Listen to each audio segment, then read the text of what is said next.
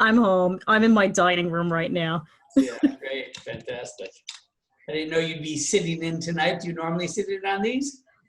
Sometimes I'm now learning a lot about Zoom than I that I probably do. Yeah, great, fantastic. All right. Well, I'll let Daniel take over until we start. So, Dan, it's all yours.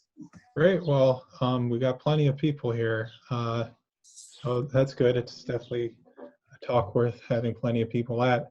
So today we have Professor Larry Temkin, ethicist, value theorist.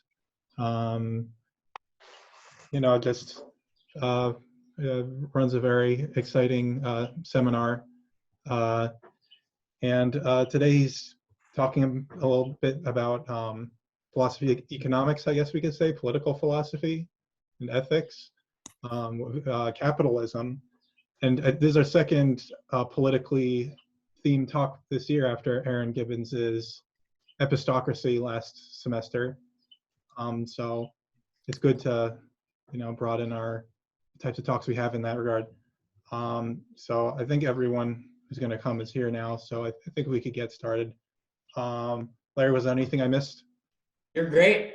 Okay. You're fine. All right, greetings everyone. So I see like some of you on the top, and I gather I can see more if I scroll, but I'm probably just gonna stick with the ones I can see for now, and I'll scroll later.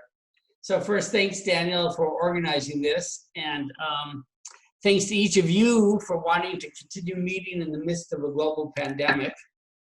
Really makes me proud of our Rutgers undergraduates, this incredible group of collection of students. I hope you're all doing well. Hope you're staying safe. For those of you who celebrate, I hope you had a happy Passover and or a happy Easter.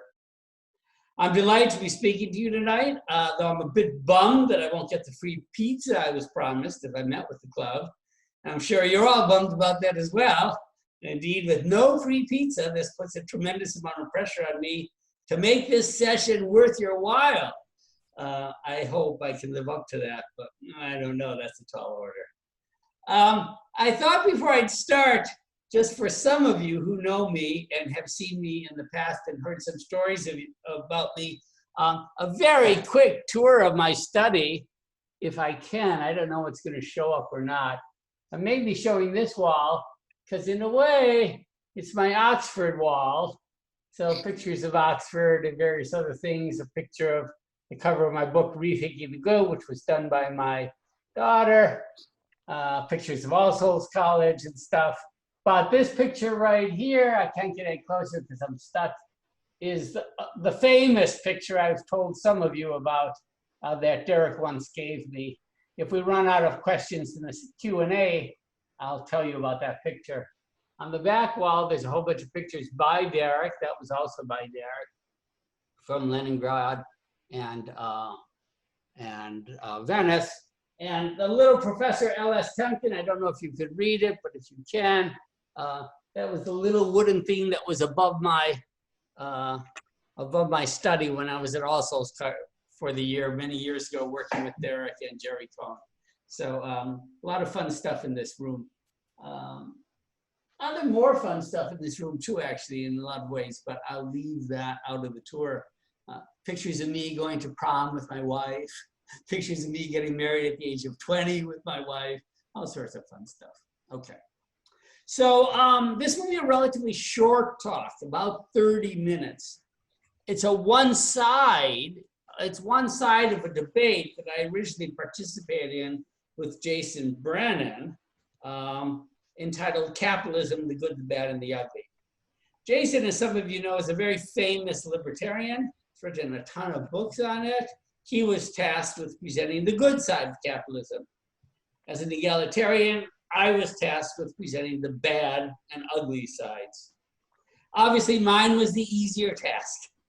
It's a bit like shooting fish in a barrel, in fact. Still, the topic and issues connected with it couldn't be more important in the midst of this global pandemic, and I'm happy to be talking with you about it tonight.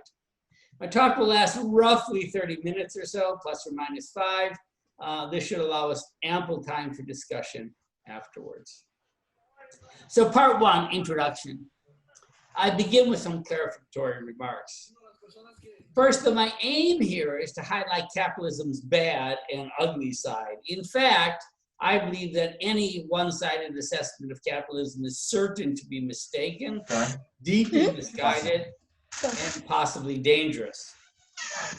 My view is that there's much to be said in capitalism's favor, and that suitably constrained, capitalism's benefits could be vastly greater and more widespread.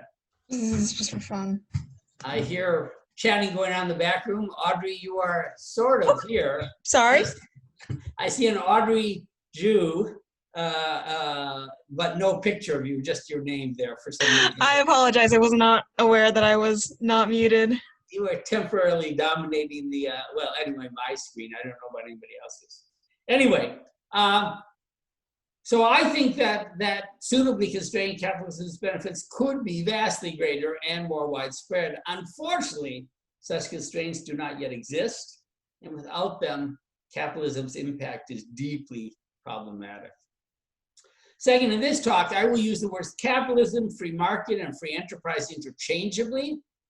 Also, our task tonight, my task tonight, is to talk about what's good and bad about capitalism as it actually operates in the world. Hence, my concern is with real world capitalism, replete with both national and international regulatory capture that reflects the outside interests of incredibly powerful actors. This is the down and dirty version of capitalism that exists in the US today and that dominates the global economy. Third, this talk exemplifies Mark Twain's remarks. I just realized I should unplug my phone in here, so if it rings, I don't hear it. This talk exemplifies Mark Twain's remark that the difference between a man and a dog is that a man won't bite the hand that feeds him. I own a nice house and a fancy car. I've eaten in obscenely priced restaurants. I've traveled to the pyramids, the Taj Mahal, and Antarctica. Capitalism made all this possible, for which I am genuinely, deeply grateful. Yet I'm acutely aware that many others have not similarly benefited from capitalism, and it's with them in mind that I deliver my remarks tonight. Note, our question tonight is not whether I'm a hypocrite for criticizing capitalism without forsaking its benefits, but whether my concerns are true. If they are, then there's strong reason to modify capitalism to maximize its benefits while minimizing its harms. Fourth, as with people, often an economic system's greatest strengths are also its greatest weaknesses. Accordingly, I shall suggest that some of capitalism's features are to be both loved and hated. Part 2, serving the God of freedom. Nobel laureate Milton Friedman, one of free enterprise's foremost defenders, once claimed that we can serve only one God, and that God is Friedman. Just kidding. What he actually said is that we can serve only one God, and that God is freedom. For Friedman, capitalism's great virtue was that it enhances and realizes the most important ideal, namely freedom. And he thought that when our ideals conflict, we must never sacrifice the most important ideal on the altar of a less important ideal. Friedman is not alone in his monistic approach. People often address issues in terms of whatever ideal they value most. Unfortunately, this approach is, in my judgment, deeply mistaken. The truth about morality is extremely complex, and there isn't just one thing that matters. Hence, we need, in thinking about important issues, to not simply look for simple, pat answers, but careful, thoughtful, subtle consideration of all of the relevant factors, whatever those are. That is, we need to think about issues pluralistically, asking such questions as, what ought I to do? What sort of person ought I to be? and what makes one outcome better than another. In addressing such questions, we must give due weight to every factor that matters and rid ourselves of the simple-minded and deeply mistaken view that the smallest gain along one dimension might outweigh large losses along many other relevant dimensions. Freedom matters. It matters a lot. But those who defend capitalism in the name of freedom need to remember the haunting words of Mademoiselle Roland as she was led to the guillotine. O liberty, what crimes are committed in thy name. Whether or not capitalism gets high marks for promoting freedom, unless it also promotes justice, equality, perfection, utility, compassion, kindness, sympathy, and generosity, then there's powerful reason to reject it or improve it. Part 3, business is business. The expression or expressions, business is business and caveat emptor, buyer beware, convey capitalist society's widely assumed view that when you enter the business world, you leave your scruples, which is to say your morals, at the door. So does Tessio's remark at the end of The Godfather, explaining his betrayal of the family. And yes, I am one of those people who thinks The Godfather is one of the greatest movies of all time. Godfather and Chinatown. Okay. So in explaining his betrayal of the family at the end of The Godfather, Tessio says, "Tell Mike it was only business." I liked him. I always liked him. Sadly, nobody expects our business leaders to be choir boys or Boy Scouts. Rather, we expect them to be like Gordon Gekko in the 1987 film Wall Street, who claimed from the top of the rooftops, greed is good. Greed is right. Greed works. Gekko's claim is shocking precisely because he says out loud what others are merely thinking. In doing so, he expresses the substantive normative view that under capitalism, greed is a virtue. This is a striking view, given that greed is in tension with the virtues of sympathy, kindness, compassion, and generosity, and has long been regarded as one of the 7 deadly sins. Arguably then, capitalism's ethos separates the question of what is good for business from the question of what is good morally. Still, this does not mean that capitalism is entitled to use the get out of jail free card that it has printed for itself. In assessing its merits, we must consider whether capitalism, with its focus on maximizing profits, leads us to act rightly, promote virtue, and produce the best overall outcome. In the days of, these days of the coronavirus, we've all seen the nurses and others with their placards saying people before profits. Part 4, from the highest mountain to the deepest valley. We live in an amazing age. Things that would have been regarded as pipe dreams or even miracles a scant 50 or 100 years ago are now mundane, everyday realities. Transcontinental air flights, computers, cell phones, the internet, and so on. I once owned, this is going to show how old I am, I once owned a 198K floppy disk that had greater memory power than the entire 5 floors of the Pentagon's computer banks in the 1950s. Today, a 93-gram, 2-gigabyte flash drive is old hat. It's just nothing. Advances in medicine are no less breathtaking. Entire diseases have been wiped out, and previously crippling maladies are now treatable. Triple bypass surgeries are now routine, as are kidney, liver, and even artificial heart transplants. Moreover, we can now improve the human condition itself via a wide range of pharmaceutical and genetic enhancements.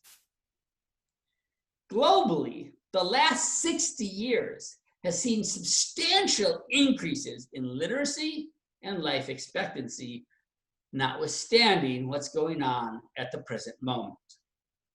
And these have been coupled with substantial decreases in birth rate and infant mortality. This is all obviously extremely good. And although the pathways are often obscure, indirect, and incredibly complex, surely much of this progress, not all, but much, is due to the rise of global capitalism. Such progress is a strong reason to love capitalism's impact on the world.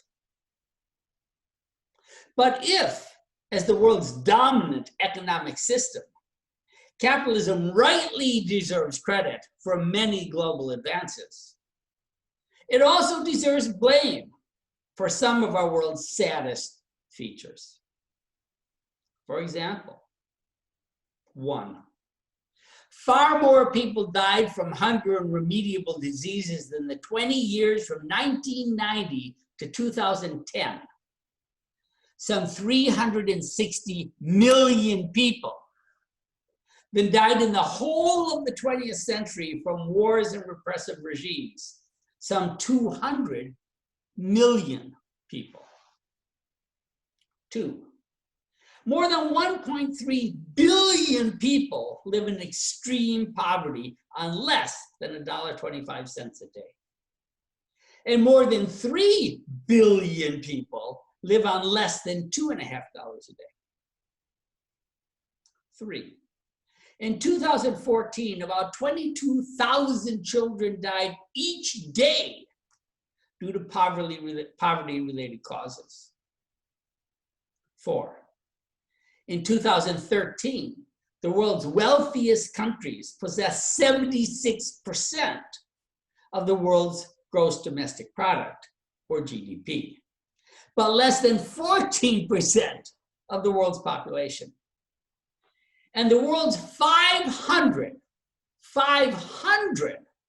billionaires possess more than twice as much of the world's GDP as the 2.4 billion members of the world's low-income countries combined. 500 billionaires, more than twice as much of the world's GDP as the 2.4 billion members of the world's low-income countries combined. Indeed, the world's seven richest people possess more of the world's GDP than all 567 million people of the world's poorest 41 countries, and that includes the richest leaders in those countries.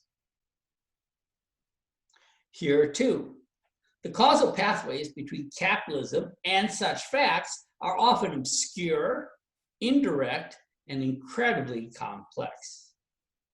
But surely they are partly due to the nature and impact of global capitalism.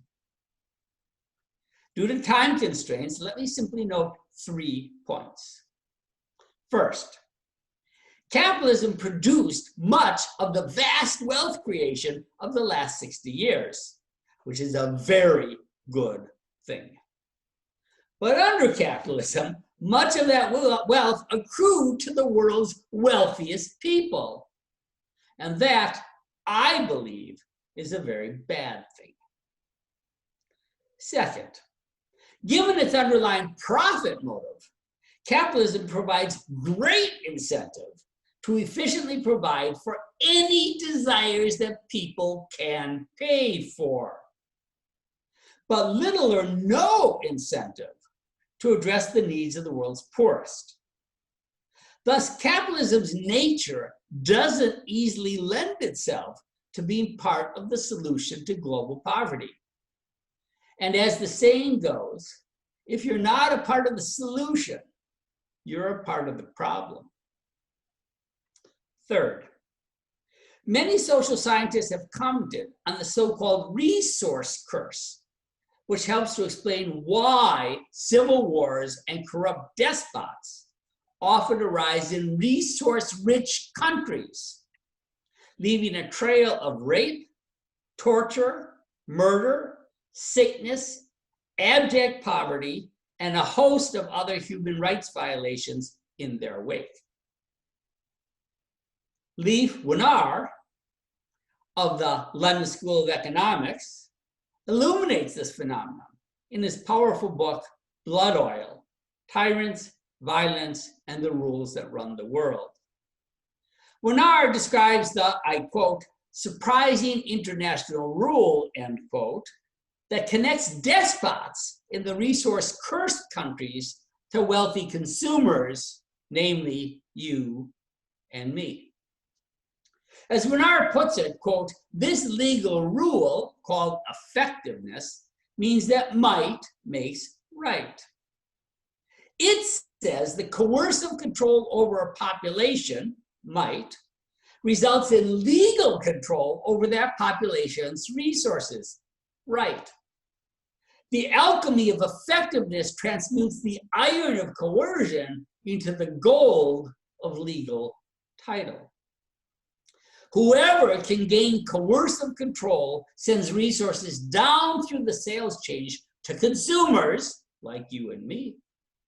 And consumers' cash flows back up to the coercive actors to help them maintain their power. This is still a quote. Effectiveness puts consumers into business with bad actors abroad, end quote. Well, who made effectiveness a rule of international trade? Basically, the world's richest countries, acting on behalf of both powerful multinational corporations and their citizens, to whose standards of living the rule of effectiveness significantly contributes.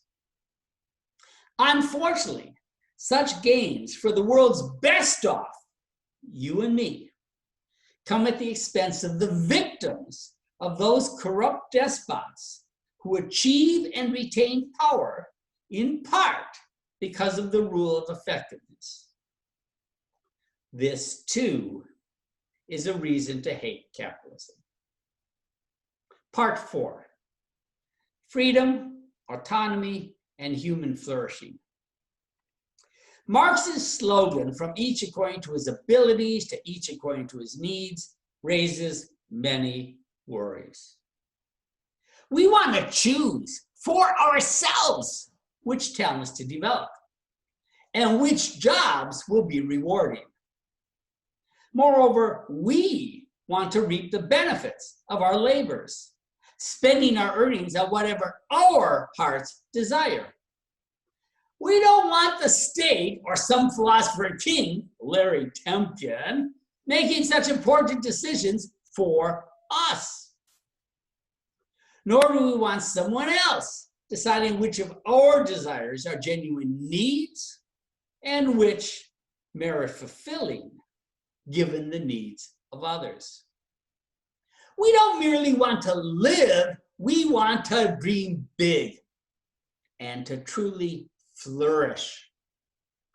To paraphrase Dylan's Hooker in the Memphis Blues again, Marxism just knows what you need, but capitalism knows what you want. Capitalism holds out the promise of meeting these deep-seated concerns about freedom, autonomy, and human flourishing. And for millions, including me and most of you, it is delivered on that promise. And this, too, is something to love about capitalism. Yet the value of freedom autonomy, and human flourishing lies not merely in the ability to dream big, but in the power to effectively pursue a life plan of your own choosing. And the sad reality is that under capitalism, this power is severely limited for much of the world. Capitalism richly rewards those with high demand talents: doctors, lawyers, athletes, entrepreneurs, models, and so on. But it offers precious little to those lacking marketable talents or the opportunities to develop them. Overwhelmingly, this includes the young, the aged, the sick, the poor, the illiterate, and the handicapped. Under capitalism, the state doesn't dictate which talents you develop, what job you do, how you spend your money, or which of your desires are met. But to a large extent, the market does. And the stark reality is that under capitalism, most of the world's 3 billion poverty-stricken people are stuck with severely limited prospects. As for the goal of human flourishing, for much of the world, the claim that capitalism allows for far more than satisfying your basic needs is little more than a cruel taunt.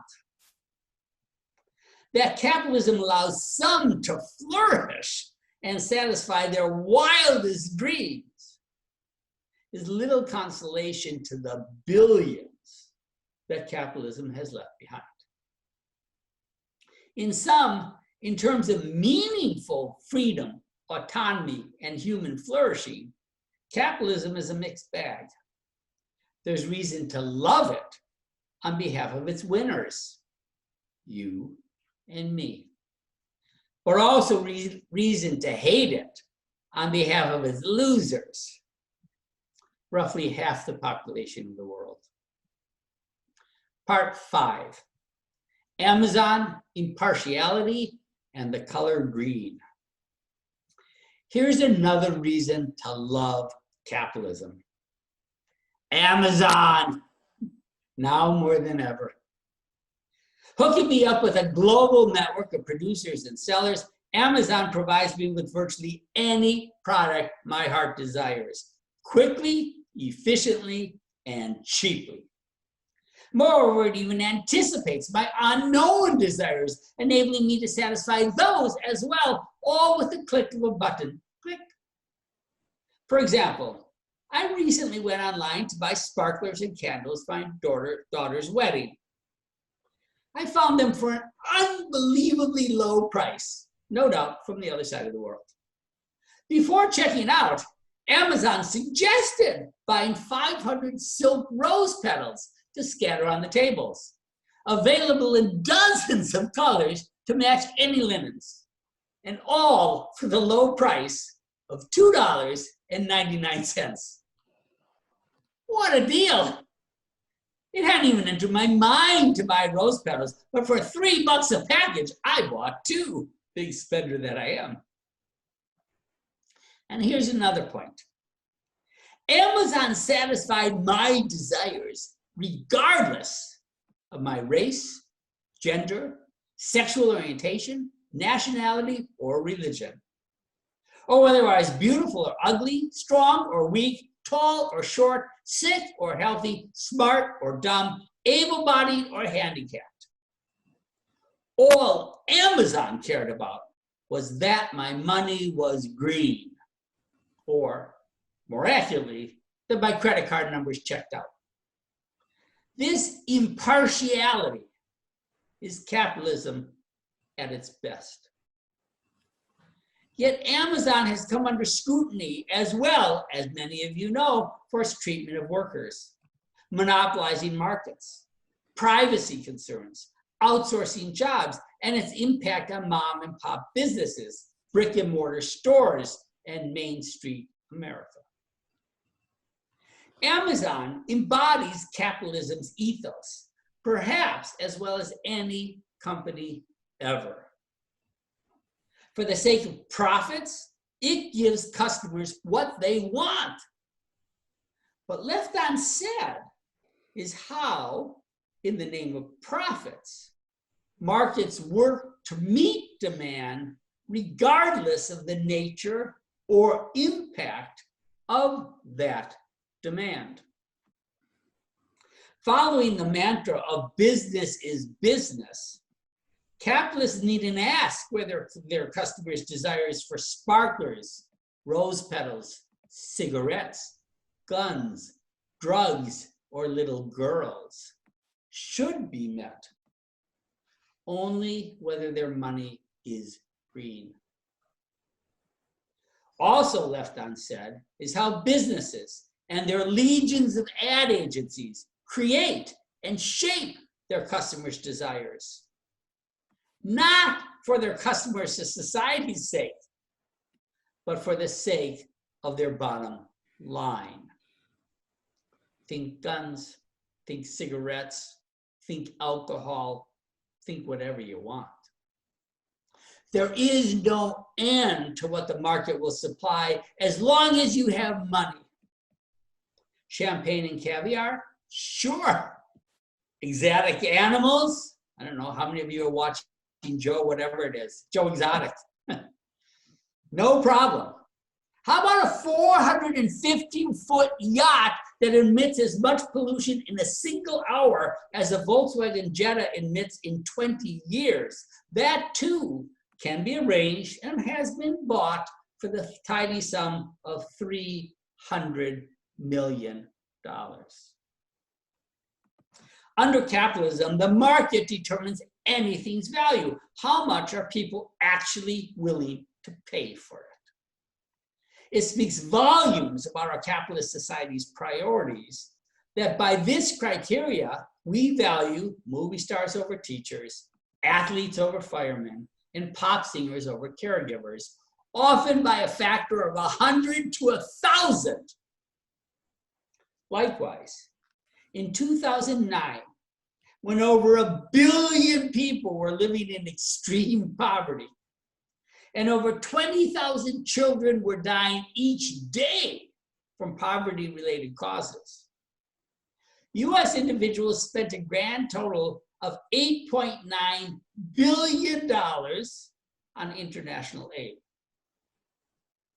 That same year, they spent $380 billion on tobacco, $435 billion on alcohol, $300 billion on snacks, $2.6 trillion on dining out, and $2.7 trillion on entertainment.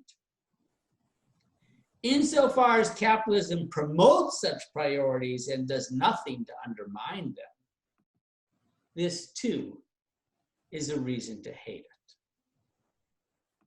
Part 6, private property, massive inequality, and incentives.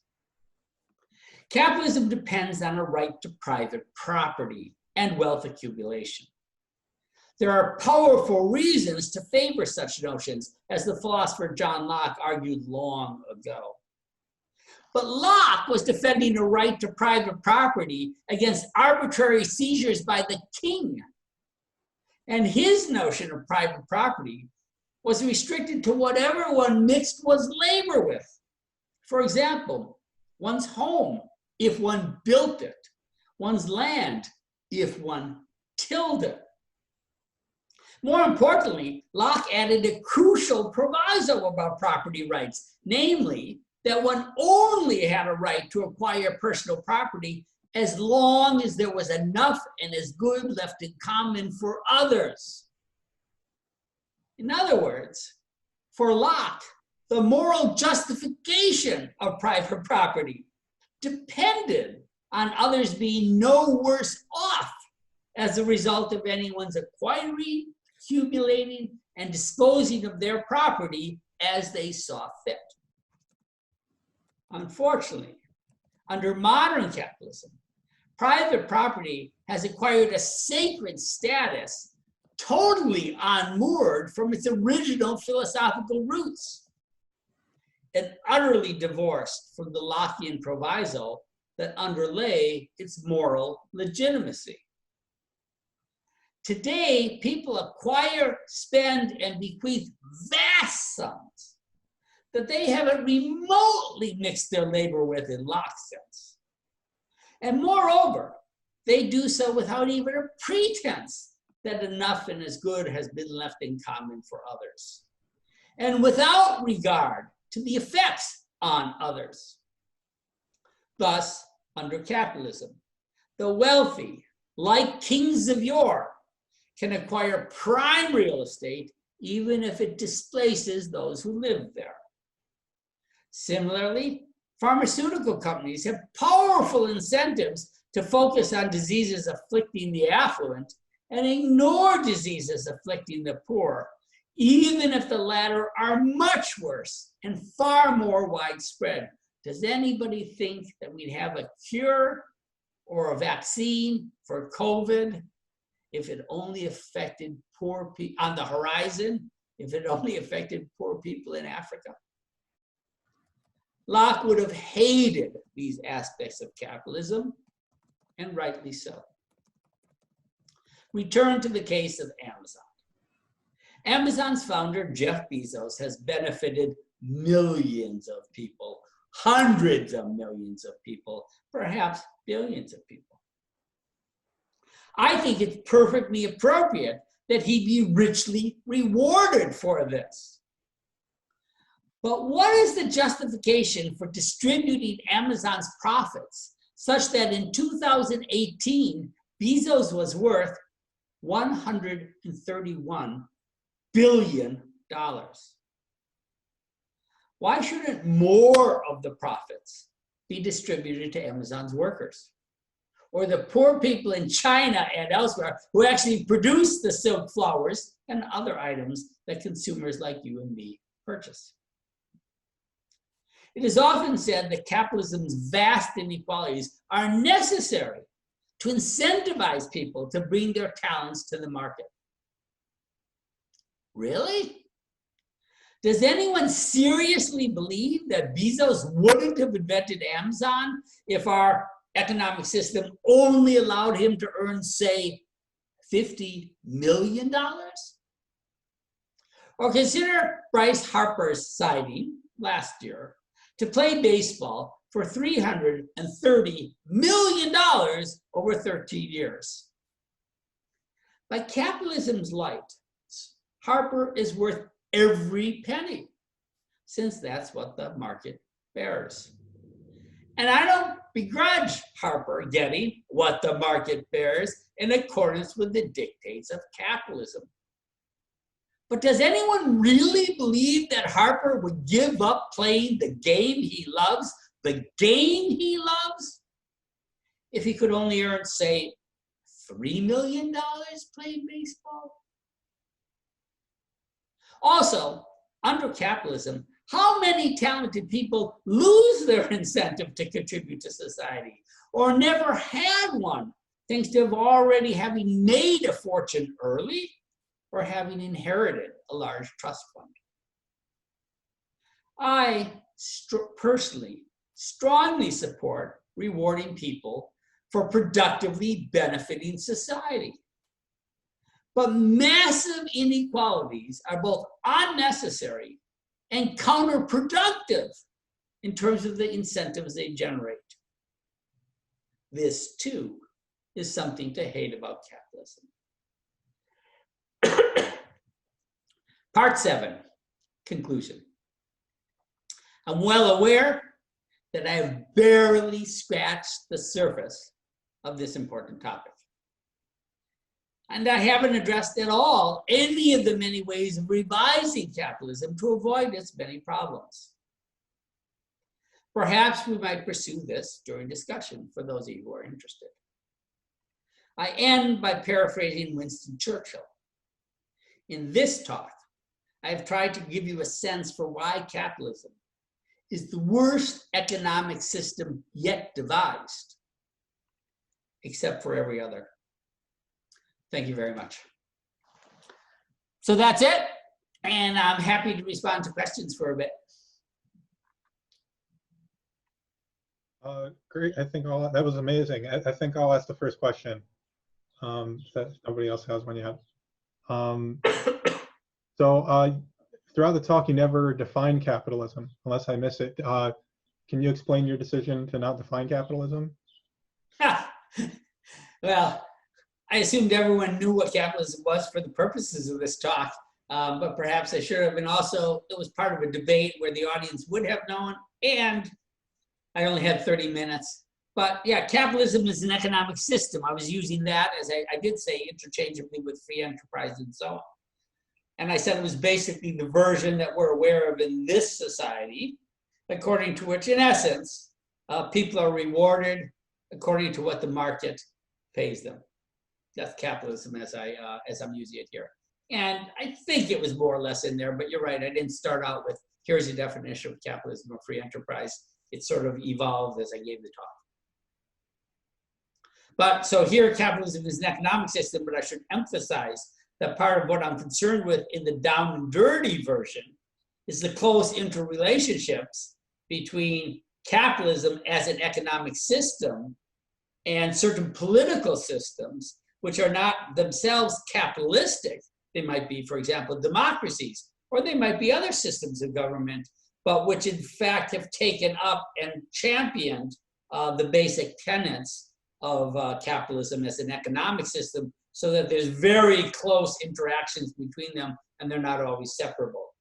So for example, in our country, one of the big problems with our country's political system is the close connections between political leaders and so-called special interest groups, where special interest groups representing the richest, most powerful corporations, individuals, interests, and so on, can influence overwhelmingly the politicians who write the laws that then govern the rules that govern society, the tax rules, the rules that govern their business, and so on and so forth. So there's very close connections between capitalism as an economic system and the form of democracy that we have in our country. Great. I just have a housekeeping point. I think the best way to continue the questions is, does everyone see how to get to the chat? So if you just type in the chat, I have a question, and the first person to say I have a question asks the next question. Yeah, I was gonna say, that would be great if you just put a chat and you can just write question or just hand. And someone named Ethan just raised. Okay, I see the chat. Joseph was first, so he can go. Hi, Professor. Earlier you brought up, I'm not sure if it was from a quote or a movie, but you said that Marxism gives us what we need, whereas capitalism gives us what we want. That was Bob Dylan, a song of his. Yeah. Is there a very hard distinction between what we need and what we want? Do we sometimes want what we need, maybe even need what we want?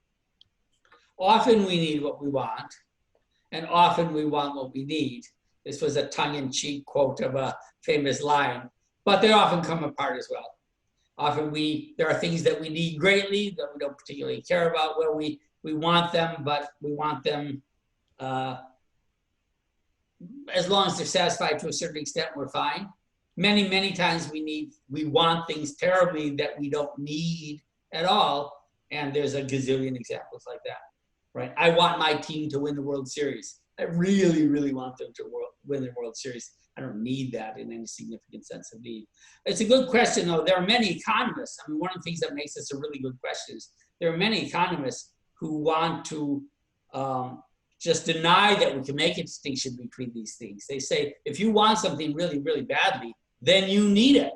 And if you don't get that, that's bad for you in a really significant sense. And I think people can make such claims. I just think it's patently false. I mean, there are many, many things that I want, many things that I want really badly. I don't need them. Right. Think of almost any luxury item that someone really, really wants. Do they need it? I don't think so. Thanks, great question. You want to follow up too? No, thank you. You're quite right. I think it's maybe easier in our heads to make that distinction in the philosophy class, but when we're out there in the world, sometimes if you really, really want something, yeah, it's just the same as if you need it. So it can be very tricky. So let's talk about that for a second. So I don't think it is very hard in the real world to make the distinction. I think what you're right, it just depends what we're focusing on here. So if we're asking the question of what motivates someone to act, I agree that it's true that if I want something really, really, really badly, I may be motivated to act for that just as much as if I needed it. So here's a famous example from the philosopher Tim Scanlon, who was a teacher of mine years and years ago and went on to become the MacArthur Award winner and chairman of the philosophy department at Harvard. Some of you know him or his work. So he wrote a famous paper called Preference and Urgency. And he described a person in that paper who wanted desperately to build a monument to his gods. I mean, he had, you know, he had all these gods that he believed in, and he wanted to build this incredible monument. And he wanted that more than he wanted anything else. He wanted that more than he wanted food. So if you gave him money, and he's working hard to build his monument, and in the process, he's starving himself to death. And if you gave him money, he wouldn't spend it on food. He'd spend it on his monument to his gods, right? Or maybe, since that has religious connotations, maybe he just, you know, he wants a big giant telescope. He wants to be able to look at the stars, and he cares about that more than he cares about food itself. So that's how he would spend his money. Maybe then he asks, sorry? Maybe there's a difference between what we want in our minds versus what our bodies want. Well, so I think it's more than just what our bodies want or need, but certainly there are physical needs, there are safety needs, there are certain kinds of psychological needs. I mean, there's a whole hierarchy of needs that were identified by, you know, by psychologists. Abraham Maslow identified a ranking of needs. Self-respect needs are very, very important. It's important that people have self-respect. But the point is, the question of what he actually needs and what do we have reason to provide him with. We might have reason to provide him with food if he's starving. That doesn't mean we have reason to give him money to build his telescope, even if he would rather have the telescope built than food.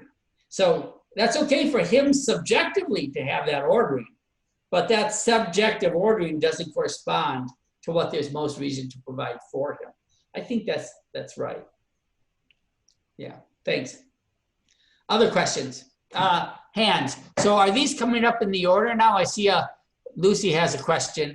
Was that the next one to come up? Or, oh, wait a minute. Is there a? It's from Ethan. Okay, so I have to somehow get the chance. Okay, now I got it. Let me see where we are. Show me. Okay, Ethan, got it. So was that just Joseph I was talking to? Yes.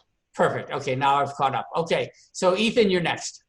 So my question is, if you're some sort of welfarist and not necessarily like a utilitarian or, but just you think that you can judge the merits of different political systems and, or in this case, economic systems, something very broad by their ability to maximize whether it's not necessarily just utility, but flourishing, freedom, autonomy, all of those things.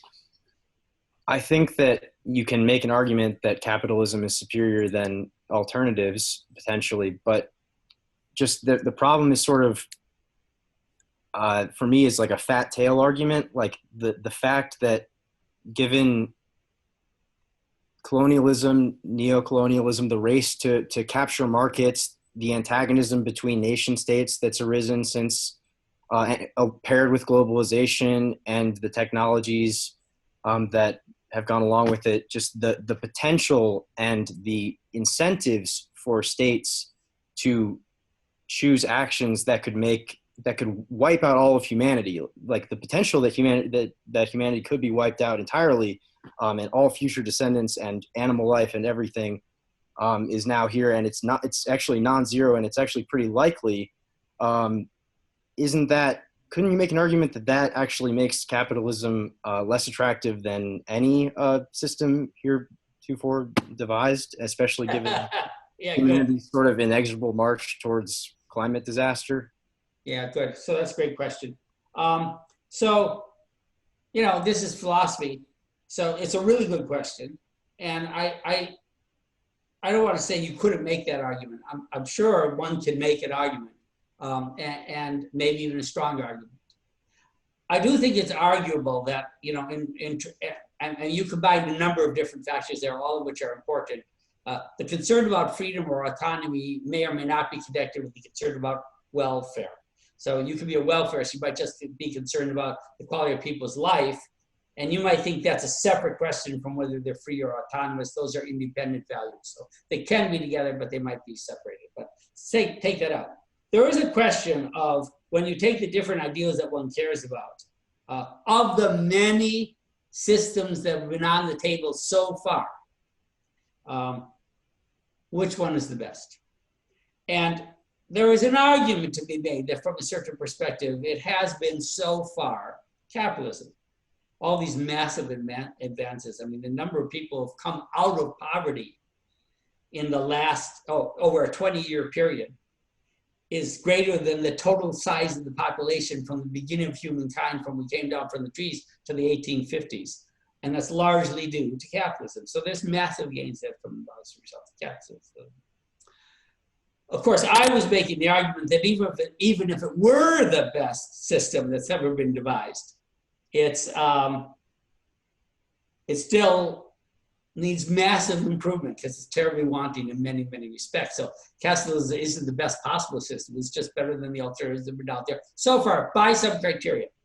But what you're pointing to here is extremely important. And this is connected to the question I was quickly broaching with respect to, I really should move this over so I can both look at you.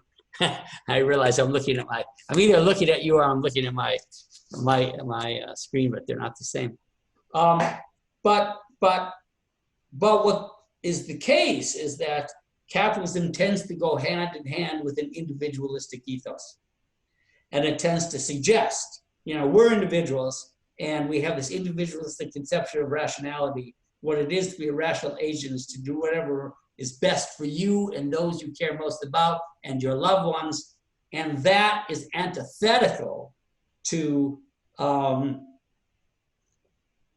collective way of thinking, which is necessary to respond to the collective dilemmas that we face in society, including climate change as one of them, but that's only one of them. So what you're right about that is that there have been many other social and political systems that aren't tied to this individualistic question of what's best for me and my family. And many of the systems in the East have put that's the whole issue. They put the group ahead of the individual, right? I mean, the famous Star Trek, sometimes you have to sacrifice the one for the sake of the individuals. Sometimes you have to sacrifice the many for the sake of the one. They both have some power to them. So what I agree with you is, yes, you're asking a very powerful and important question. Does capitalism, in fact, go hand in hand with it's not necessarily tied to it, but does it, in fact, go hand in hand with an individualistic approach to thinking about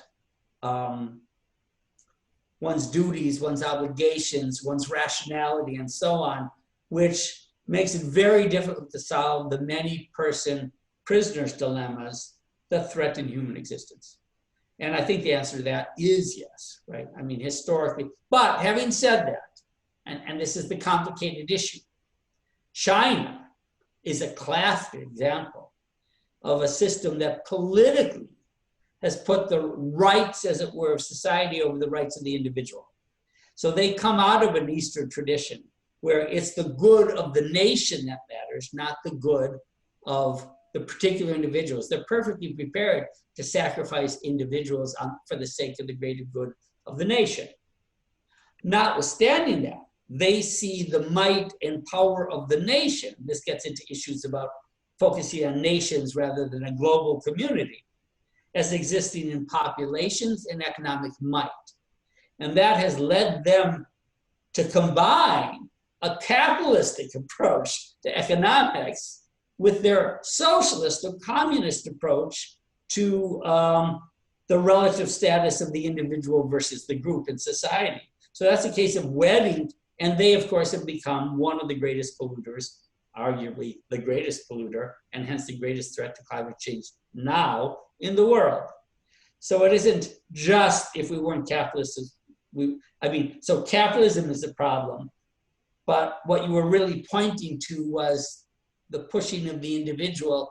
But you also have this element of when we give priority to our nation, our group, over the good of the whole, the good of the world, there are these problems that arise. You're absolutely right about that. Great question.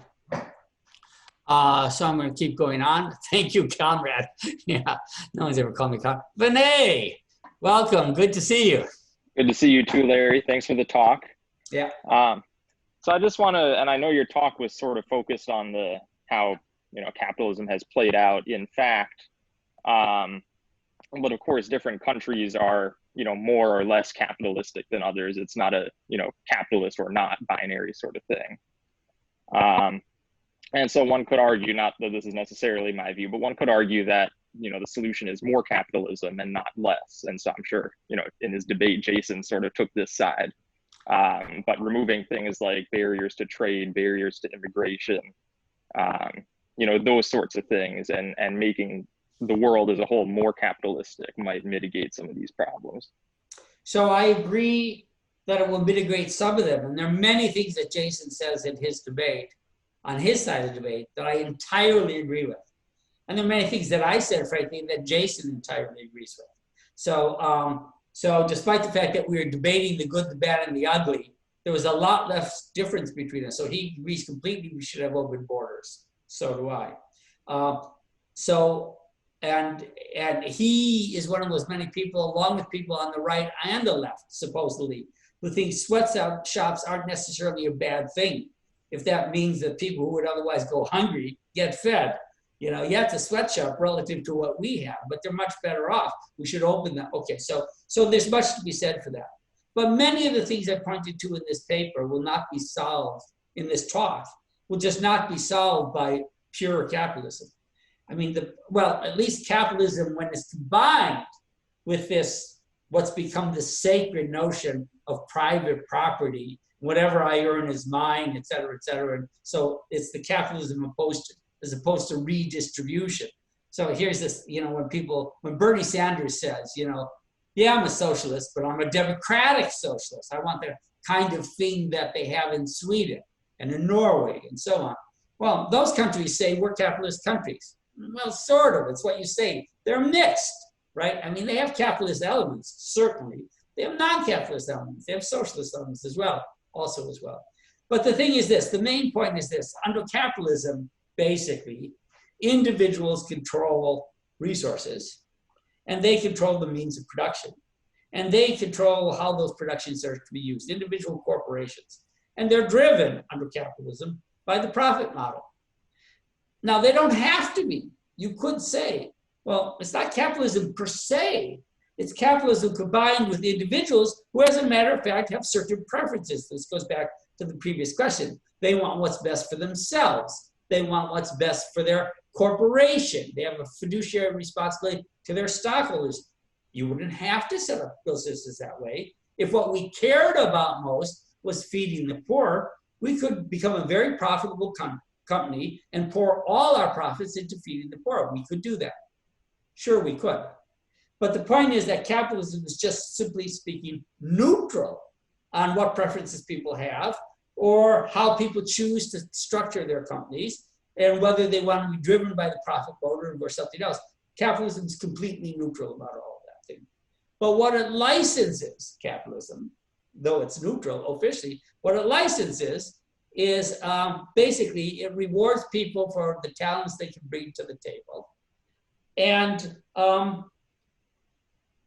there's no incentive whatsoever by itself based on to address people's fundamental needs as opposed to people's preferences tied to what they can pay for. So that's the poor, right? I mean, there's a reason why the pharmaceutical companies overwhelmingly are recreating the same medicines that we already have.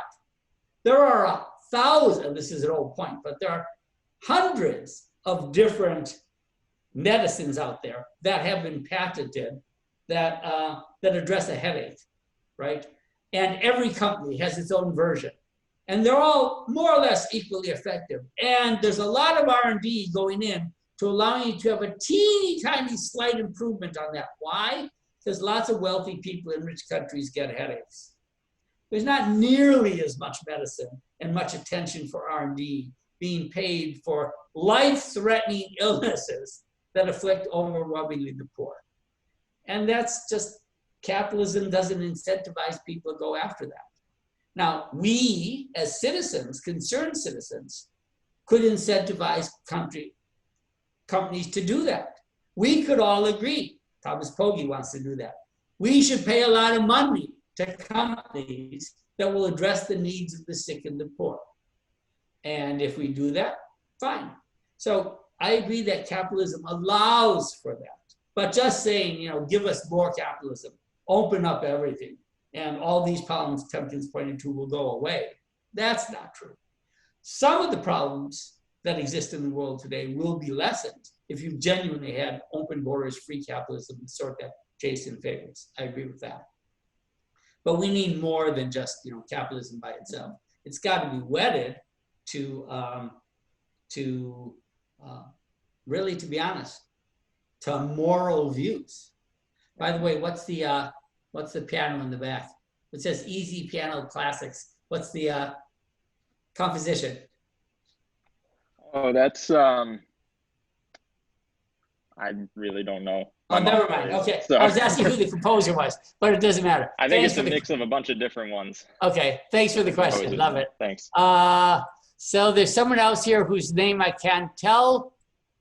Mike? But Rizzo, Rizzo, Yep. is that what I'm hearing? Yeah. You're next. Thank you for the talk. And You're welcome. so I was wondering, you said that capitalism is kind of predicated on like greed, that it would function based on transactions or rewards like monetary transactions.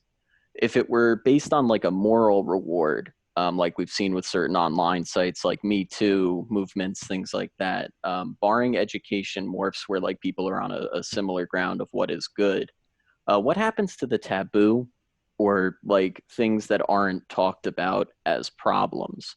If they aren't seen as like good or bad problems or aren't acknowledged already, would they be picked up in that kind of moral system? And then I guess as a two-parter, would the kind of like the initial definition of private property from Thomas Locke, does the, what's the word? Would it get lost, like the definition of morality at the onset? And I guess how would it get lost? Okay, those are two questions that I don't have a clue. I'm not 100% certain what you're asking, so I'm going to say a little bit about. I'll start with the first one, and then I'll have you rephrase the second one again in a second. Gotcha. So the first one is a question about. Look, you may not have put it this way, but I suspect that underlying the first question is a version of this. And if I've got it wrong, you can correct me, because I'm trying to respond to the question you actually have in your head. So one of the reasons why capitalism has fit so nicely with the utilitarian approach that is often tied to what's called welfarism in economics is that many people, including many philosophers, and I doff my cap to this in the talk, are very worried about who's going to make the decision about what's really important, what we should or shouldn't be funding. Who gets to say that? You say you can have a moral theory or a moral view, and in the absence of the moral view, capitalism just spends its money or is directed to fulfill the needs or wants of whoever has the money to pay for, regardless of whether those needs or wants are important or not important, whether they're morally important or not. You can buy cigarettes or guns just as easily as you can buy food and milk. You can buy little girls, you can buy porn, you can buy heroin, you can buy whatever you want. It's not just under capitalism, but if you got the money, you can buy it. Okay. So a lot of people recognize, that seems problematic. But the flip side of what seems problematic is when someone asks, all right, So you don't like that, but who are you to say, philosophers, moral theorists, Larry Temkin, you know, philosopher kings, who are you to decide? Who's to decide what's good or bad, what's right or wrong, other than the particular individuals who are impacted by the decisions they make, right? So one of the first questions, if what I most want is to build a telescope, who are you to say that's not a priority and that's not important? And if I have a lot of money and it's my money and I would have been allowed to use that money to buy food for my kids, or I would have been allowed to use that money to buy medicine for myself, who are you to say that I can't spend my money on a telescope when that's what matters more to me? So this is a kind of age-old question. And then you say, so your question was formulated as, you know, you could have a moral theory, but, you know, unless you have the right moral theory, is stuff going to not be funded, which should be funded, and who's ultimately going to get to decide what gets funded or what doesn't get funded? Do I have it right that in essence, this is what you're asking about with your first question? Yes, and I guess I would clarify that it would seem to default to a majority rule, or like kind of how like the internet could swarm to make a decision on something, so to speak, like someone's responsible for something that way. Yeah, good. So this is precisely the issue. I mean, so when people who have, you know, looked at welfare economists and so on, you know, they say the good of the whole just is a function of, you know, how many desires are being satisfied, the number of desires that are being satisfied, and the intensity of those desires. And a strictly neutral, a subjectivist account of welfarism just says the good of each individual is a function of the satisfaction of their desires and how badly they care about them. And they don't try to make that assessment for somebody else of which of those desires we should care about. You just add them all up. So you just have a totalizing approach. That's standard welfare economics. I mean, there's lots of variations of it. And that's straight in the history of the subjective utilitarian theories of Bentham. Now, I'll say, I mean, obviously my talk, among other things, is going to challenge that approach to thinking. What I think is we do have to think long and hard about what really matters. That's why we have philosophers. That's why we have moral philosophers, and not just philosophers. There are lots of people who have thought long and hard about what's good, what's bad, what's important, what isn't important. And there will be disagreements. I'm never going to say that we're going to settle important substantive issues in moral philosophy by vote. If we try to settle substantive important moral issues by vote, then for most of human history, slavery was morally permissible. Because in most societies for most of human history, slavery was okay as long as it was the other person that was being enslaved as a result of war. The subjection of blacks was okay, the subjection of women was okay, the subjection of gay was okay. By the majority rule, that's going to work every time. I just don't buy it. So I will say that underlying a lot of the critiques that I'm making of capitalism here is an assumption about moral realism. It's an assumption that there are some things that are good or bad or right or wrong. And I think, and it is, by the way, it's going to involve an anti-additive aggregationist assumption. It's not just a matter of summing up everybody's votes. Whoever's got the most votes wins. I don't think morality works that way. So I will take a stand on that. But I venture to say that the overwhelming majority of you, I mean, oddly enough, if you put it to a vote, though I don't think that's the way to decide these matters, most people think that's right.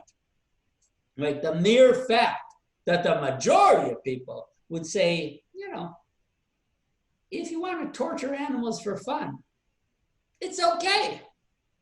I don't think that settles it. I don't think it is okay.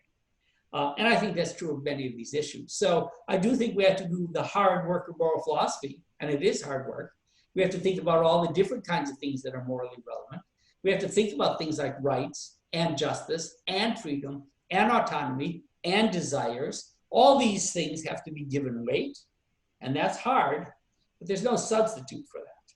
If we just leave it to the invisible hand of the marketplace, then we're going to have some people who are just incredibly wealthy and some people who are incredibly poor. And if some of the incredibly wealthy people, like, Warren Buffett and Bill Gates, choose to be philanthropists and help people who are poor, good for them. That's their right. They can do it under our current system. They're not obligated to do it.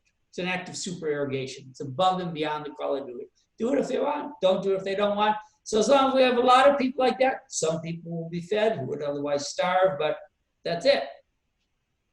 I just don't see any moral justification for a handful of people being unbelievably well-to-do, while so many other people are suffering and poor. Just don't see it. But I agree. That's the legitimate issue here is, but then someone is going to have to make the hard decisions of what really does matter morally, and who are we going to trust for that? I see no way around that. Someone will have to make those decisions, some group of people. But it can't just be, put it to a vote. We'll have the world vote. I mean, the world has, in essence, voted. That's why we have the threat to climate change that we have. Fair, thank you.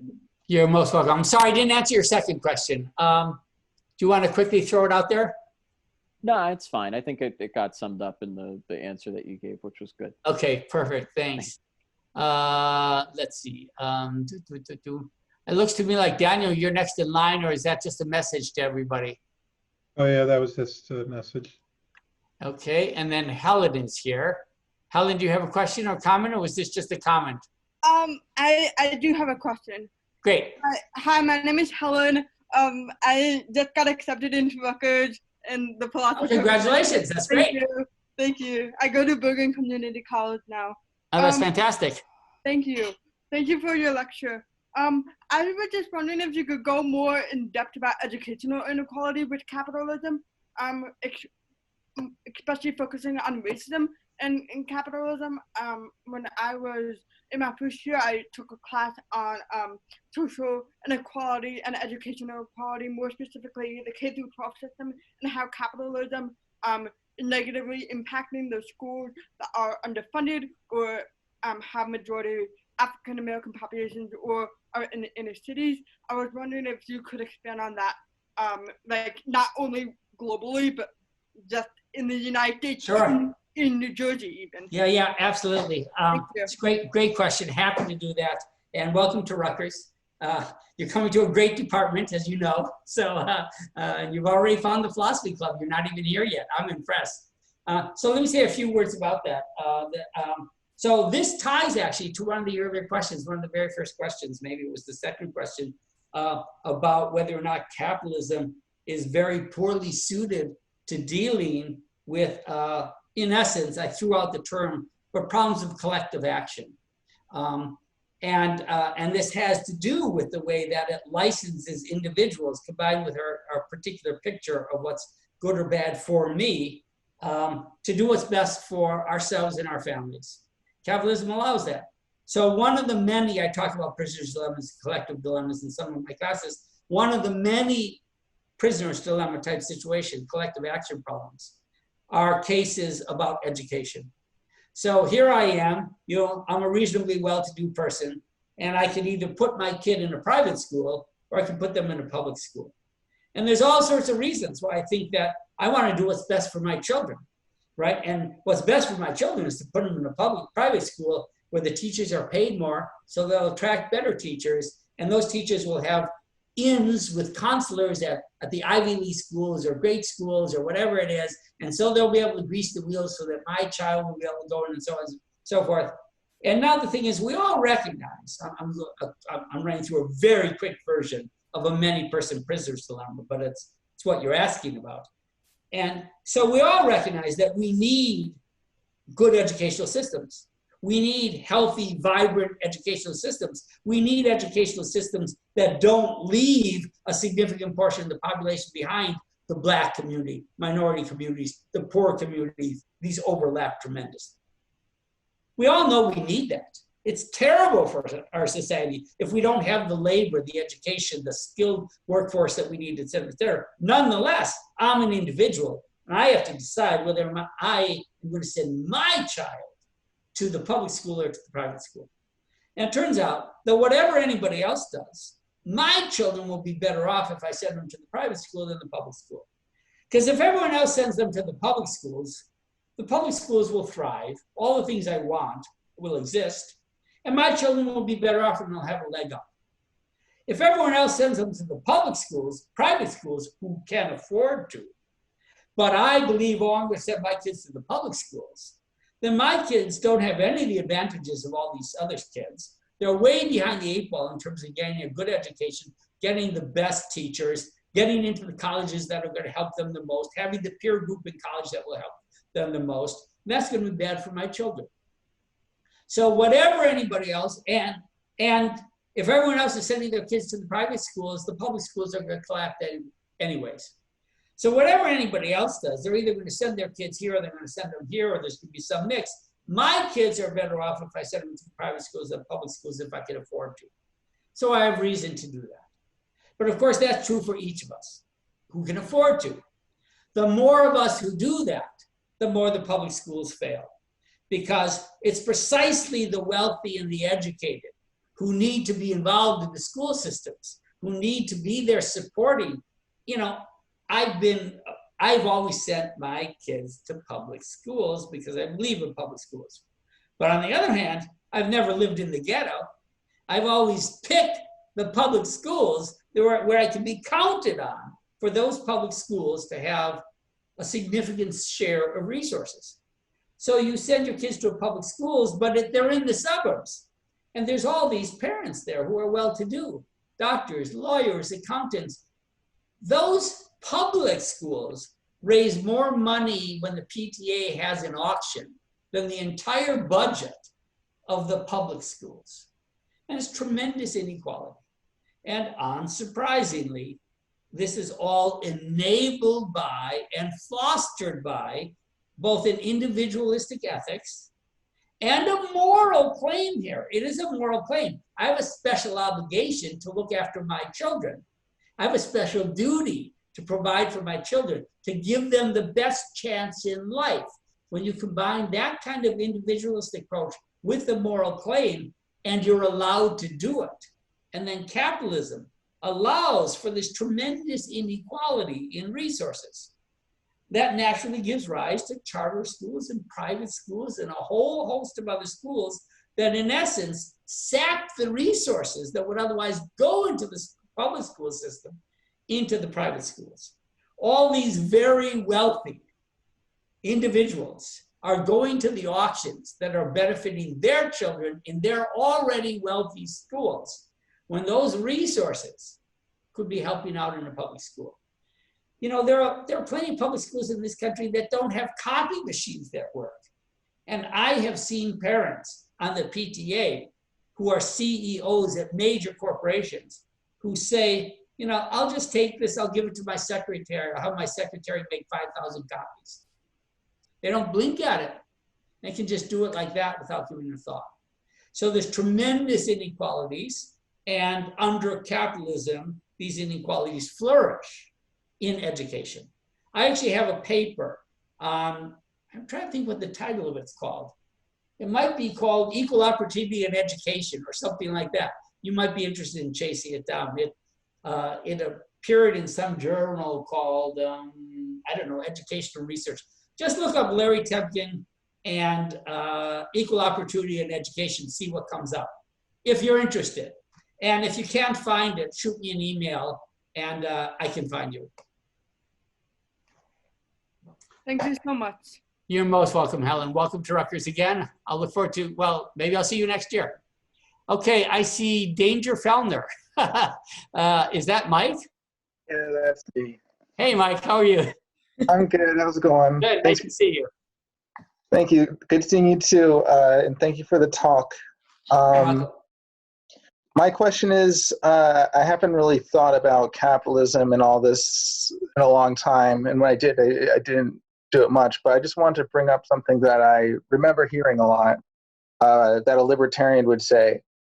Earlier in the talk, you mentioned how many crimes have to be committed in freedom's sake, for freedom's sake, something like that.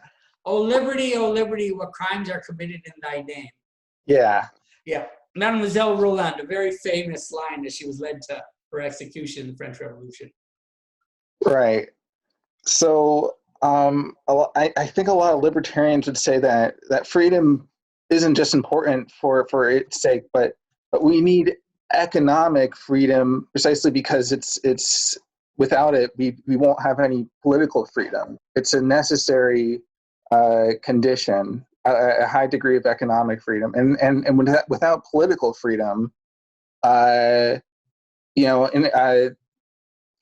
anyone could take over or something. They say something like that, So it's best to this is necessarily the best we could do.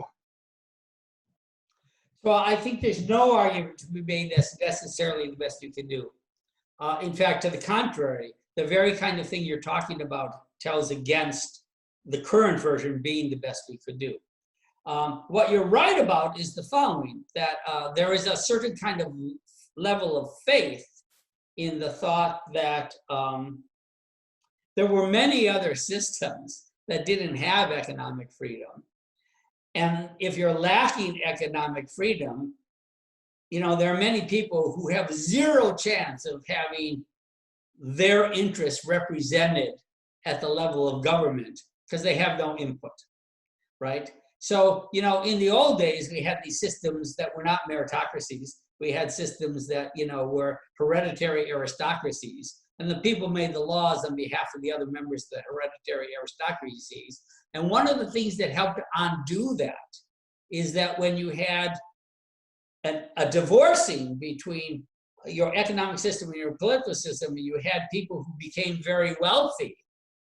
People with money began to have a say in how rules were shaped, even though they weren't members of the hereditary aristocracy, because money brought power, right?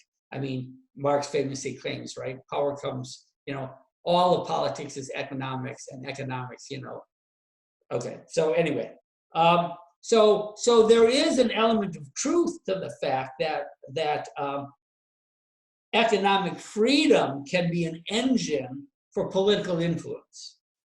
But it's only an engine for political influence of the winners. It's not an engine for political influence of the losers. So if you're the poor, if you're the handicapped, if you're the disenfranchised, if you're, quite frankly, to use a politically incorrect word, but the stupid, because that's better than the word, if you just have an IQ less than 50, you're not going to win under capitalism. And you're not going to have either an economic power or a political power. The super powerful under capitalism are going to be able to buy votes. They're going to be able to set the rules of the game. They're going to be able to buy senators, et cetera, et cetera, et cetera. And that's exactly what's happened. So there is, what's true is that there's a story to be told in the history of thought and the history of political advancement and economic advancement, how certain kinds of economic advancement carry political voice with them. So people have said this for years, and it's true. You want women to have a voice? Put women in the boardroom. When women start controlling the economics, they'll start controlling the political direction of the country. And you could say you all get one vote, but until you break the glass ceiling, and women don't have the right or the ability to be, CEOs of the major companies, they get their one vote, but that one vote doesn't count the same as the people who are amassing the wealth. So that part is true. And that's true across the board. African Americans have said for years, rightly, you want to have a say in how the country goes, you have to amass power. And that power is connected to economics. Right? So you have to have economics. And then the theory is that under capitalism, true capitalism, you open all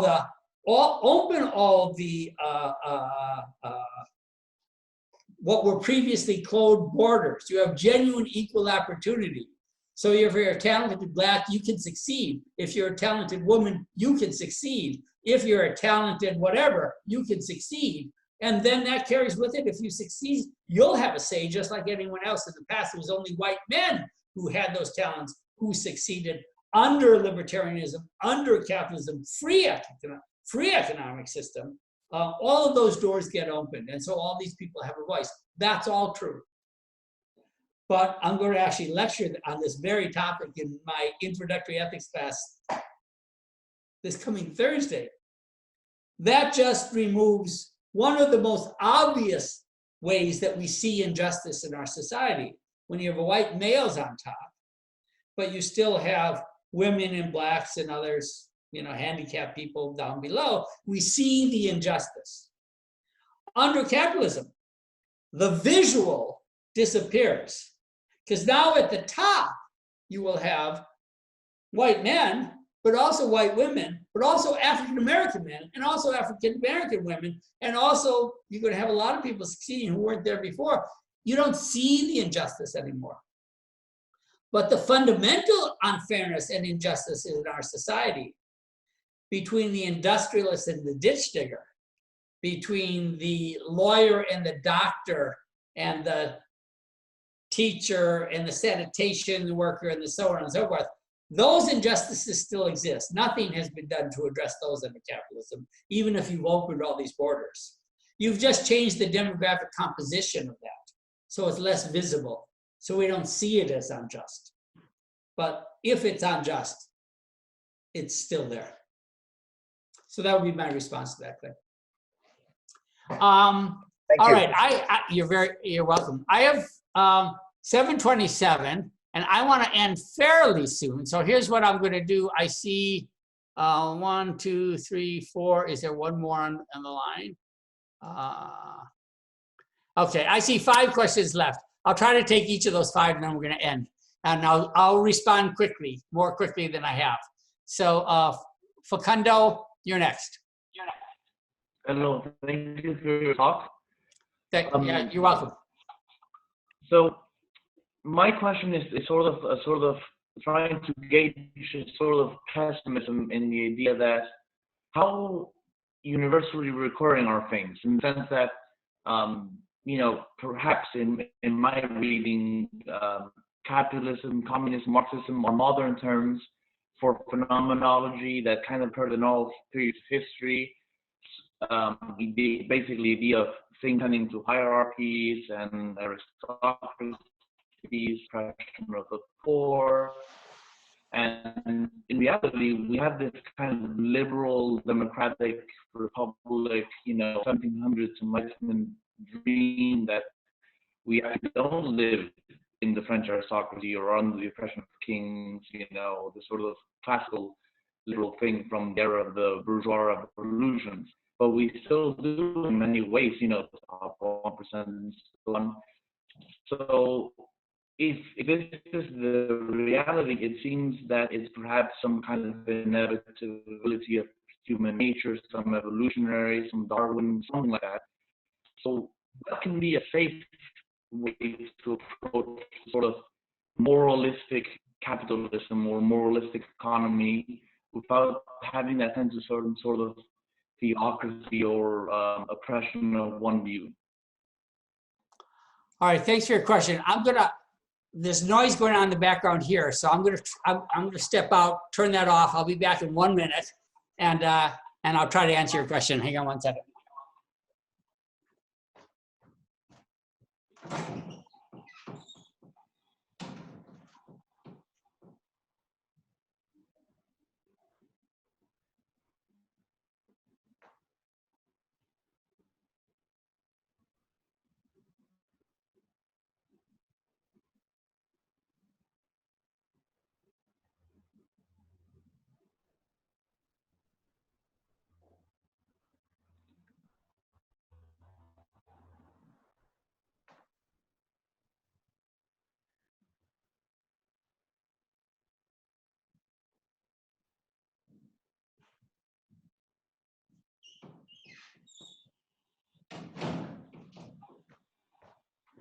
Sorry, guys. So I have to admit, I had a hard time understanding you. I couldn't tell how much was the noise here and how much was your microphone. But let me try. Let's see if I understood you enough. Yeah. So the thing. I can make it brief. I can repeat it. Just pessimism about whether this is. Your microphone is waving at me. I'm having a hard time understanding you. But here's what I think. I'm not trying to privilege any particular, I am a moral realist. I said that at the beginning. I mean, I said that earlier. So I think that there are some things that are good and they're bad. There's some things that are right and they're wrong. I'm a realist about that. For the most part, I'm an objectivist. I think you have to understand what that means in a certain context. I mean, you can believe there's a single objective truth without denying that what one ought to do can vary from one place in time to another and one context in time to another. So the true moral law, if there is one, will have you act differently in times of scarcity than in times of abundance. So you could easily imagine, for example, in a time of abundance, where you could have equality and everyone would be well off and would survive. You could imagine times of scarcity where if you had equality, everybody died. And then the right thing might be, even though equality matters, it's not the only thing that matters when you give way to equality, but you also give way to other considerations. It might be that you should bring about equality in a world of abundance, but not in a world of scarcity, because so you can believe that there are universal moral laws, as I do, without thinking that means the very same actual day-to-day rules apply in all places at all times. That's clearly not the case. Okay.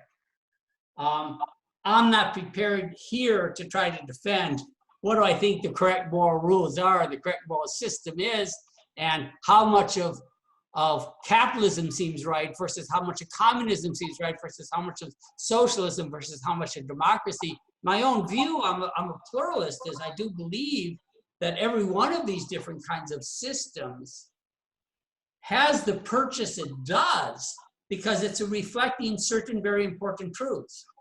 I mean, I think there is something to be said that's deep and important about capitalism. But I think that's also true about socialism. I think that's also true about communism. And our job is trying to figure out what are the deep truths that we have to capture. And what we tend to do, and this is what happens for all sorts of reasons, nationalistic reasons and others, is that we tend to be monists. We tend to do what Milton Friedman said. Man can serve only one God, and that God is freedom. You know, I was raised in the Cold War. People were telling me and everybody else, better dead than red. I remember thinking, that's a pretty strong claim. Really? Better dead than red? I mean, dead is dead. I mean, that's really bad. So I think freedom matters, but it's not the only thing that matters. You know, I mean, you know, we have these mythologies and we have these heroes, and you know, we put them up on pedestals for saying these really famous things. You know, but you know, many times they should be taken with a grain of salt. So I don't have a general answer to you. I'm certainly not going to pretend to say, here's what I think the true moral view is. I certainly agree that many things that in the West we attach great value to are often correlated with great negatives, genuinely great negatives. I have friends from Spain who say, you Americans, I mean, I don't understand you Americans. All you do is work. You work and you work and you work and you work. We have a fiesta every single day. And we go out to bars at night all the time. And we smoke and we drink and maybe we die earlier, maybe we don't, but we have good lives. You, on the other hand, you have stress, you have anxiety, you have depression, you have hypertension, you have heart attacks. These are all part and parcel of these other features. It's a well-known fact that as women's education goes up in this country, as women's education goes up and they join the marketplace, They partake in many activities that before were the realm of the men. That's great in a lot of ways, but it also meant they were smoking more. It also meant they were drinking more. It also meant that they were suffering from more anxiety and more, there's a lot of negatives that come with the positives. So I do think it's a very serious question. We always assume, oh, well, everybody, they should all want to be the way we are here in the US in 2019. I don't make that assumption at all. I don't think that's necessarily the best way for humans to be. I think there's a lot about our lives that are really just not very good at all. I actually think, one of the things people are noticing with COVID is how that's the case. Many things that they were putting so much weight on before are so important, turn out not to be so important. Other things are much more important. But I think that's all I really want to say so far as I understood your question. I'm not privileging, Western liberal democracy or any particular form of life. There are many things that are great about what we have in the West. There are many things that are negative about what we have in the West. That's true about systems as well. Democracy, libertarianism, communism, socialism, capitalism. We have to figure out what's good about each of them, what's bad about each of them, try to give them their due weight, come up with something better. But what we have now, where it's like, freedom to the death, capitalism to the nth degree, no perspective from which we can criticize someone if they spend money irregardless of how it goes, as long as that's what they most want. I think that's a moral mistake and a social political mistake as well. All right, let me go on. Sam, you're next. Thanks. Sam, are you still there? We may have lost Sam. Oh, no, he's trying to get in. Sam, are you there? I can't hear you. Do you want to type something? So here's what I'm going to, maybe you could try. Sam, if you can get on, now I see you. I'm not hearing you, so here's what we're doing. I'm going to go on to Antoinette, and then I'll come, if you could type your question in. Someone else is trying to tell you how to get in. Mike is. So see if you can get in after Antoinette now. Antoinette, are you there? I'm here. How are you? Hi, great to see you again. Yeah, you too. You actually answered my question twice already. It was the answers on moral realism. I was really only going to ask you the question because I love to hear your answers on these sort of things. But so the question was, can we know whether it really is bad that our present system favors so few? And I think your answers on moral realism touched on this. Yeah, can we know? That's an epistemological question. I don't know what the answer is, can we know? But is it really bad? Yes, I'm convinced it is. Don't ask me for more than that. We could talk about more than that, but it's already 7:39. But look, it is very important to distinguish the metaphysical ontological question, what do we believe the truth is here, from do we have an answer to the epistemological skepticism that you could ask about any belief. I don't have an answer to epistemological skepticism in any domain, right? I don't have an answer to the riddle of induction or the noodle of induction. I don't have an answer to how do I know that I'm not dreaming. I don't have an answer to how do I know that the future resembles the past. I don't have an answer to the guru, et cetera, et cetera. And not only is it that I don't have an answer, I don't think there is an answer. I don't have an answer. Having said that, I don't believe for a second that I'm not talking to you. And I don't believe for a second that you don't exist. And I don't believe for a second that I should drink gasoline rather than milk because I can't know that milk is going to be healthy for me today rather than gasoline, or that I should take the stairs rather than the shortcut out the 7-story window. I can't know that, but nevertheless, I'm pretty confident. I think the same is true in morality, right? I don't have an answer to the deepest skeptical worries that could be raised about morality. I take them seriously. I can't answer them, but that doesn't make me think that it doesn't matter whether people suffer or not, or it doesn't matter whether people live or people die. I think, yes, it does matter. And, you know, if I have to somehow argue that to you, you know, I don't know what to say about that. But yeah, thanks. Great to see you again. So are you back now? Are you able to get in, Sam?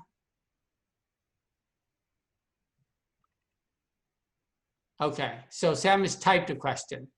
I believe that one problem for lesser donations to the needy is an epistemic gap between the problems that populations are and how our help is changing their lives. So my question is, would it be morally permissible to lessen one's quality of life? Sorry, you're still typing. Okay, so I'll wait till the end. I'm gonna come back to you. Who was next? Lucy, you're next, and then I'll read your question at the end. Lucy? Hi, Larry. Thanks for the talk. Yeah, great to see you. Great to see you too. So you basically also already answered my question a couple times over. Then let me go to dinner. Sorry, go ahead. Me too. Then I'll just ask a really quick question. Yeah. So I tend to think that a lot of the problems that we face when trying to solve a lot of the problems with capitalism and the kinds of gross inequalities that arise from capitalism is due to not just the force of like the economic and the political benefits of it, but I'm inclined to believe that we've adopted also a culture of capitalism where it's true that the things that we value when we weigh, when we like measure the values that we have, go into this idea that capitalism is better than any system that we've adopted so far in advancing those values. But I also think like to the extent that we're in a post-capitalist society, that capitalism has now had an effect of shaping what we value as well. Of course it has. Right. Absolutely. So my question really is, but it goes, I'll just say, you can ask the question, it goes both ways. Right. The point is people had certain values and beliefs. That's part of what explains the rise of capitalism, because it accords with those values and beliefs. It reflects them. It does a good job of handling many of the beliefs and values that we have. But of course, once capitalism exists, you know, this is, I hate to use this word, but there's a hermeneutic circle here. You know, once capitalism exists, there's always an interplay, and it's influencing our values and beliefs. Of course it does. So many people now just take for granted certain things as, well, that's obviously true. But that's really just a reflection of the capitalist society in which they were raised. There's nothing obvious about that at all. It's not clear at all that they're true. But if you're raised in a certain society that perpetuates a certain way of thinking, of course it seems right. Okay, go ahead and ask your question. Right. So you might not have an answer to this because it's kind of an unfair question, but what do you think is, in dealing with the kind of feedback loop that we have between capitalism and what we value, what, I guess, solutions, moral solutions might we have to change this kind of cultural acceptance and perpetuation of a system that's so, you know, that produces such gross inequalities? Like what can we do as as moral philosophers to influence that?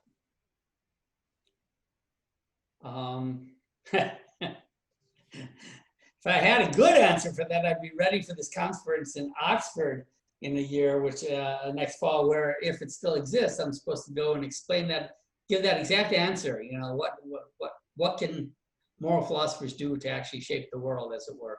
But look, moral philosophers, as you know, they can do a lot to shape the world. One way they can do is by reminding people, look, capitalism definitely has an influence on many of our views. But capitalism, I mean, we're not all, I mean, it's not that we're not influenced, but these other views out there have force, they have power, they have intellectual pull, and we can be, philosophers are really good at trying to get people to see a conflict between different things that they care about, right? I mean, that's how philosophy often seeks to make the difference. That's how people like Peter Singer have had as much influence as he has, is he says, you know, here's what you say you believe. Here's an example which reflects a deep belief that you have. Here's the way you actually live your life. There's a conflict between those. What should you do about it? And then he tries to get you think, to reflect, to see that the conflict. Peter Unger, I used to teach Peter Unger's work, Living High and Letting Die, The Illusions of Innocence, in my introductory ethics class all the time. And he's constantly showing how we have all these intuitions that say, it's okay for us to ignore the needy, right? You get a $100 check, comes in the mail. I mean, you get an invitation to send $100 to Opstam. It's going to save a bunch of lives. You throw it in the garbage. You don't think there's anything wrong with that at all. Then you get another, but you walk past someone who's drowning and you see them drowning and you think, oh my gosh, it's going to cost me $100 to save them because your wallet's going to ruin, get wet, or your clothes are going to get wet and so on. But the guy says, we all think you ought to save the drowning child. And then he tries to get you to think. There's a tension between these two views. Similarly, you might say, capitalism has certainly influenced the way we think about many, many issues. What is or isn't permissible.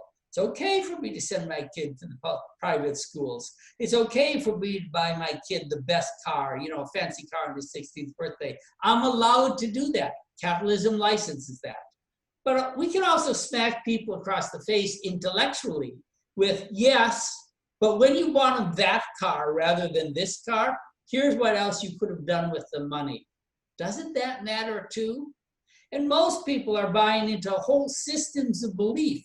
Many people are religious. They go to their religious churches or the communities and they read the Bible or they read the Quran or they read something in their tradition, which is telling them a very different message than the capitalist message. So we're hearing different messages, lots of messages.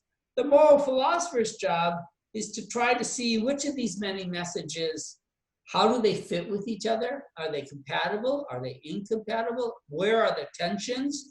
And which ones are more likely at the end of the day to be most importantly true? And then you use these different things that people care about to lever people from one position that they currently hold for a set of reasons, many of which are social, cultural, historical, class-related, race-related, religious-related, etc., to another position. That's what philosophers have often done, often with success, though not always. That's a great question. I'm going to go on. Okay, so let me see. So Sam now has said, I believe that one person for lesser donations to the needy is an epistemate gap between what the problem that population are and how help is changing lives. So my question is, would it be morally permissible to lessen one's quality of life to show others in your society what is really happening? Would it be okay to mandate a living condition that the worst of us are facing on the greater population in order to wake them up to the hardships the impoverished are facing? If we know the change in people's donation habits will change with this practice, should it be done? Okay, great question, Sam. So I have so much to say about this, you cannot believe. And I'm not going to do that now at 7:48. I'm just going to say a little bit. So I am writing a book right now called Being Good in a World of Need, which was the 2017 Uhuru Lectures, where I challenge certain standard assumptions that many people in the philosophical community, including effective altruists, Peter Singer, and Larry Temkin for most of my life, just took for granted. I'm no longer sure they're true. So a starting point assumption about your question turns out, I believe, sadly, to be very questionable. But suppose it weren't. It's a very important question whether it is or isn't, but suppose it weren't. This really does have to do with the plurality of values. It has to do with what you are or are not allowed to do to others for the sake of the greater good. And it cuts in multiple directions on this particular question.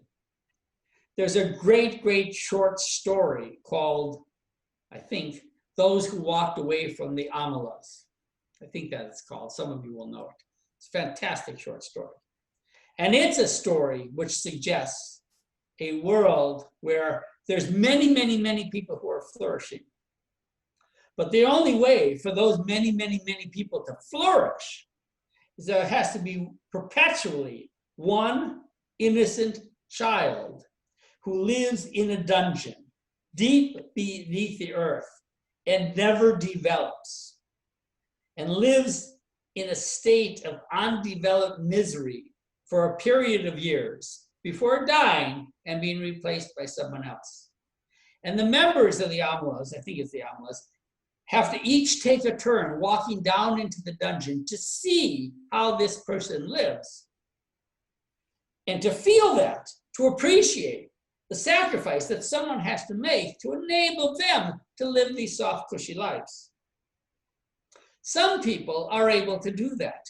They go down, they see it, they wish it weren't so, but they are appreciative of the cushy life, and so many people who get it, and so few people who have to pay for it.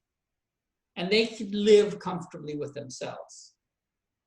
But some people, after walking down and seeing the cost that someone has to bear for them to live their soft, cushy lives, can't bear it, and they walk away.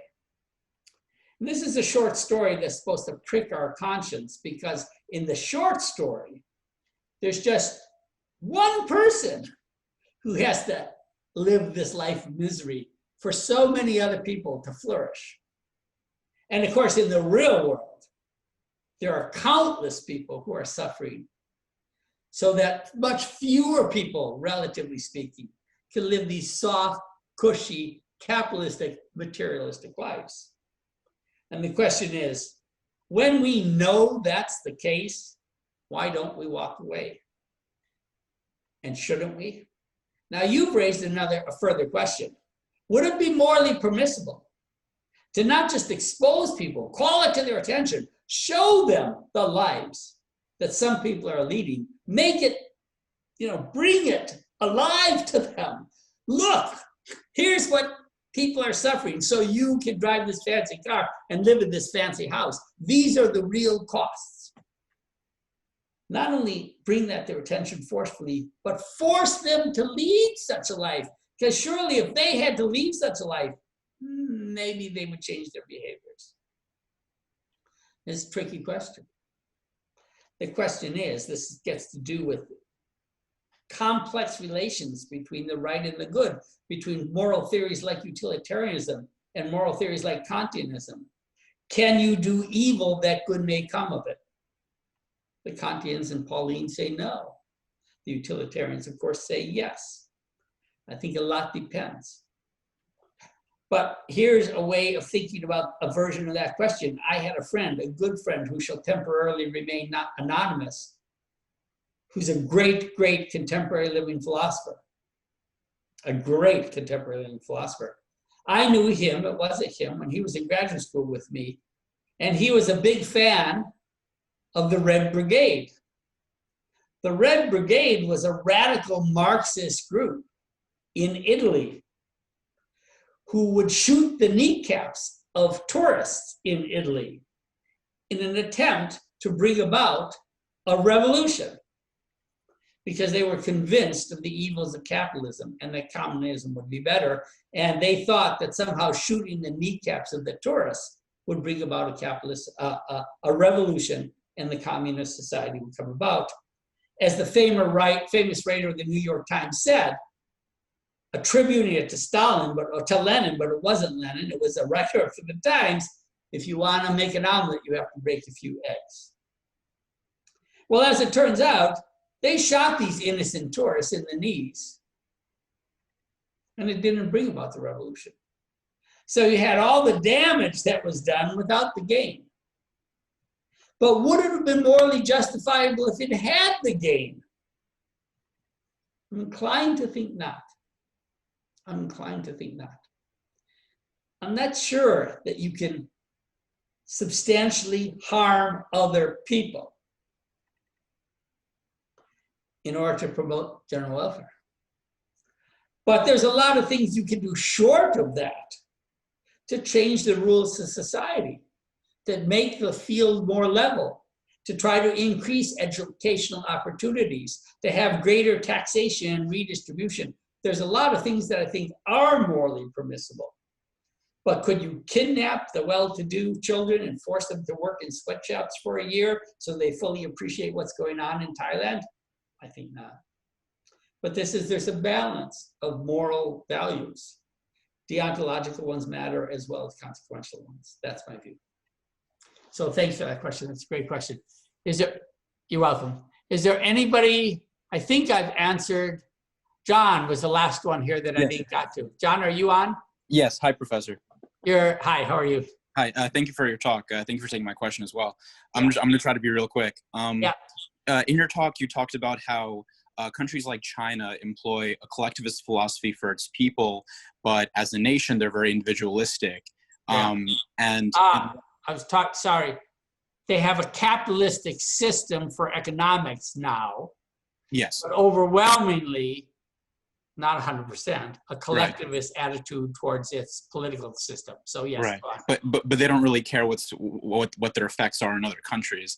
To an extent, in terms of climate change. To an extent, that's true. That's right. Sure. And in a lot of discourse between, capitalists versus communism, capitalists will say, you look at countries like Venezuela and Cuba, these are failed states, but then the communists in response will say, well, that's only because of the sanctions from countries like the United States or the constant invasions from capitalist countries. So do you feel that in order to really kind of see the logical conclusion of any of these systems, we need like a single unified philosophy for the entire world so that you can't have this stifling on either side?